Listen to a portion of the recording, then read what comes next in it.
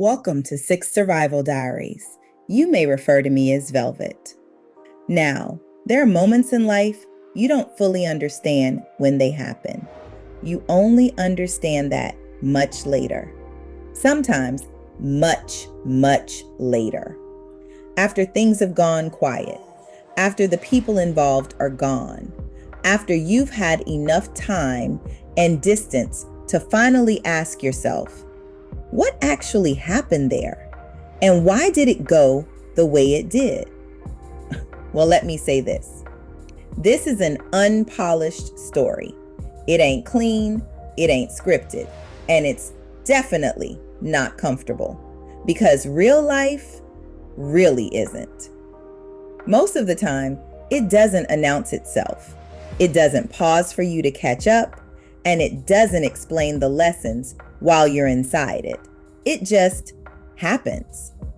And you're not figuring it out after the fact. That's what this space is about.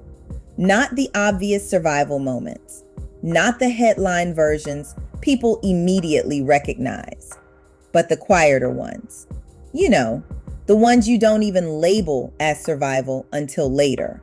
The situations where nothing seemed big to happen, but then everything quietly changed anyway.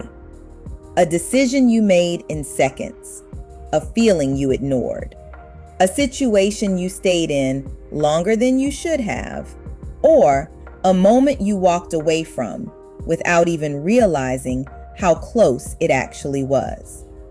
And then later, sometimes years later, you look back and think, that could have gone a very different way. So I didn't start this because everything was ready and perfect and right. I didn't start this because the timing was right. I started this because I stopped waiting for that version of life to arrive, because it doesn't. There's no perfect moment where everything lines up and says, now you're allowed to speak. There's only the moment you decide to start. And this is that moment. Six Survival Diaries is a collection of real stories, mine's, others, and when I say others, I mean people who don't always get the chance to say these things out loud. Friends, strangers, voices behind the experience that don't usually get recorded anywhere. Some of these stories will be shared exactly as they're told.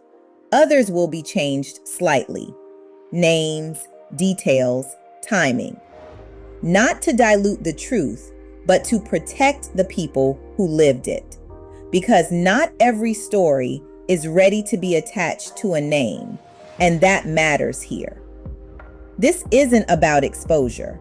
It's about honesty and survival. Not in the dramatic sense people usually think of, but in the everyday sense. The kind that doesn't look like survival at all while you're looking at it. We're going to talk about instincts, the ones you trusted, the ones you ignore, the ones you didn't even realize were trying to protect you. We're going to talk about decisions that made no sense at the time, but make sense now, and the ones that still don't make sense at all. And yeah, we're gonna laugh too.